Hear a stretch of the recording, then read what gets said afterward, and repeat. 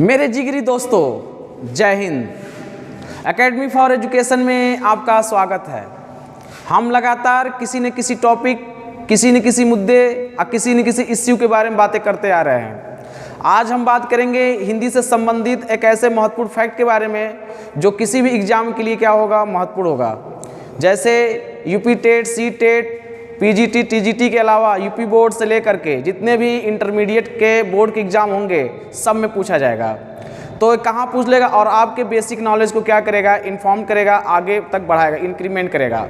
चलिए हम बात कर लेते हैं, सीधी बात, नो बकवास में, हिंदी में काल विभाजन। इसके पहले हमने क्या बात किया था हिंदी के बारे में, हिंदी का विकास कैसे हुआ, हिंदी का इतिहास क्या था, इसके बारे में बात की। लेकिन आज हम बात करेंगे कि जो है हिंदी का काल विभाजन है क्या। तो हम वन बाय वन जितने फैक्ट हैं उसके बारे में बताते चल रहे हैं। देखिए, पहला जो काल विभाजन हुआ था आदिकाल। आदिकाल का अगर समय काल देखा जाए तो 700 से 1400 ईस्वी तक माना जाता है। और इसमें आदिकाल में जो साहित्यिक प्रवृत्तियां थी वो 3 सिद्धांत पर काम की थी। पहला सिद्धांत क्या है? सिद्धनाथ कवियों की रचनाएं। दूसरा क्या है? जैन कवियों की धार्मिक रचनाएं। तीसरा क्या है? वीरता एवं श्रृंगारपरक रचनाएं, जिसे वीरगाथात्मक काव्य कहा जाता है। जबकि चौथा है अन्य प्रवृत्तियां हैं, लौकिक काव्य, जिसे विद्यापति और अमीर खुसरो इसको क्या करते हैं, साहित्यिक प्रवृत्तियों के रूप में आगे बढ़ाने की भरसक प्रयास करते हैं। अब हम बात कर लेते हैं कि आदिकाल का नामकरण कैसे किया गया। हमारे देश के अलग अलग लेखक आए और आदिकाल का नामकरण किए। देखिए, आदिकाल का नामकरण किया, सबसे पहले लेखक आए जिनका नाम था हजारी प्रसाद द्विवेदी। दूसरे नंबर के कौन थे? डॉक्टर रमाशंकर शुक्ल और रसाल जिसे कहा जाता है। इसी आदिकाल को वीरगाथा काल कहा गया। आचार्य रामचंद्र शुक्ल इसके लेखक बने। अगला चारण काल, जॉर्ज ग्रियर्सन। प्रारंभिक काल के लेखक कौन है? मिश्र बंधु। बीजवपन काल के कौन है? महावीर प्रसाद द्विवेदी। सिद्ध सामंत काल के राहुल संकृत्यायन जी हैं। वीर काल के कौन? विश्वनाथ प्रसाद मिश्र। संधि चारण काल को डॉक्टर राम कुमार वर्मा जी हैं इसके लेखक। अगला क्या बात करते हैं? आचार्य रामचंद्र शुक्ल के अनुसार काल का विभाजन और नामकरण किया गया। जो हमारे आचार्य रामचंद्र शुक्ल थे उन्होंने क्या बताया कि जो काल का विभाजन है उसका नामकरण है किस आधार पर किया जाएगा। तो उन्होंने इसका आधार कितने बताए थे? 4 बताए थे। तो देखिए, वीरगाथा काल संवत 1050 से 1375 ईस्वी तक था। ये इसका नाम क्या दे दिए थे? आदिकाल। जबकि दूसरा का नाम क्या था? भक्तिकाल। भक्तिकाल का समय काल संवत 1375 से 1700। इसको क्या नाम दिया भक्तिकाल को? पूर्व मध्यकाल। तीसरे नंबर पर क्या था? रीतिकाल। इसका समय काल क्या है? 1700 से 1900 संवत में, और उसे उत्तर मध्यकाल नाम दे दिया गया। चौथा गद्धकाल जो है संवत 1900 से 1984 तक, इसे आधुनिक काल कहा गया।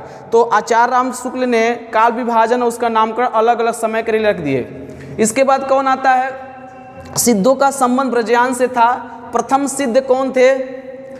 सरहपा सहजयान के प्रवर्तक कहा जाता है। चलिए, उसके पहले हम क्या बात कर लेते हैं, कुछ और फैक्ट की बात करते हैं। सर्वप्रथम परवर्ती अपभ्रंश, उत्तर अपभ्रंश को पुरानी हिंदी के नाम से जाना जाता है। इसको कहने वाले व्यक्ति कौन थे? चंद्रधर शर्मा गुलेरी ने इसको कहा था। क्या कहा था? कि सर्वप्रथम परवर्ती अपभ्रंश, उत्तर अपभ्रंश, जिसे पुरानी हिंदी कहा गया, इसको कहने वाले व्यक्ति का नाम क्या था? चंद्रधर शर्मा गुलेरी।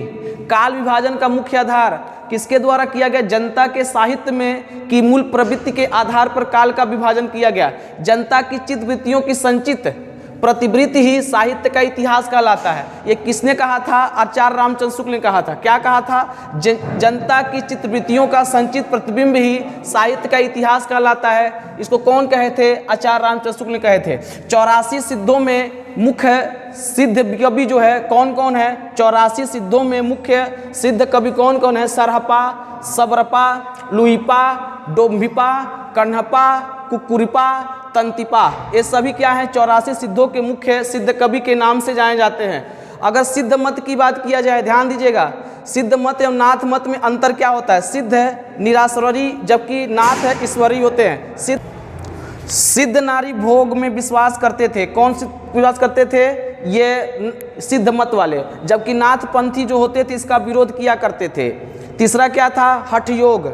हठ योग में गुरु महिमा, पिंड ब्रह्मांडवाद से नाथ साहित्य जुड़ा था, जबकि सिद्ध साहित्य इससे कभी नहीं जुड़ा था। इसके अलावा हम क्या बात कर लेते हैं, प्रथम सिद्ध सरहपा सहजयान के प्रवर्तक कहा जाता है। नाथ साहित्य के आरंभकर्ता गोरखनाथ जी हैं। देखिए, नाथ साहित्य के आरंभकर्ता कौन है? गोरखनाथ जी हैं। गोरखनाथ को हिंदी का प्रथम गद्य का प्रथम लेखक कहा गया है। किसने कहा था? मिश्र बंधुओं ने कहा था। गोरखनाथ की रचनाओं का गोरखवाणी नाम से संपादन किया किसने कहा था? पीताम्बर दत्त बड़थवाल ने कहा था। नाथ पंथ को योग मार्ग कहा जाता है। योग संप्रदाय अब धूत मत घी भी कहा जाता है। अब हम क्या करेंगे, ये सब हिंदी काल में विभाजन के बारे में बात कर लिए हैं। देखिए, हम कल मिलेंगे तो हम क्या पढ़ेंगे? रचनाएं और रचनाकार अपभ्रंशी काल के बारे में पढ़ेंगे। इसका मतलब क्या हुआ कि आदिकाल के जो 700 से 1400 के बीच में जो समय काल रखा गया और इसमें रचना कौन आए, रचनाकार कौन आए, इसके बारे में अध्ययन करेंगे। मिलते हैं कल। धन्यवाद।